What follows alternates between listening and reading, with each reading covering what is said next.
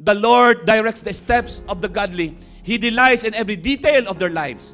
Though they stumble, they will never fall, for the Lord holds them by the hand. Kahit tayo isinasamahan ng Diyos, nakakaranas pa rin tayo ng pagkatisod o pagkadapa. Pero sabi ng ating binasa, kung 7 beses man tayong bumagsak, 7 beses din niya tayong ibabangon. Jonah, when asked to go to Nineveh, went to opposite direction. He went to Tarshish instead. God sent a storm to bring him back to the right direction. Ang Diyos pa rin ang gumagawa ng paraan para maibalik tayo sa dapat nating nilalakaran upang sa gayon ay mapagpala pa rin niya tayo. Masakit nga lang dahil natututunan natin ang mga lessons sa mabigat na paraan. We learn the lesson the hard way sometimes. When we make mistake, we bring trouble not only to ourselves but to the people around us. That happened to Jonah. Nadamay niya ibang mga pasahero ng barko. Yan po ang problema. Kapag tayo nakakagawa ng mga pagkakamali, may mga nadadamay na iba. Our mistakes also may cause a delay of the fulfillment of God's plan for our lives. But delay doesn't mean denial. Kaya nga lang, imbes na mapadali,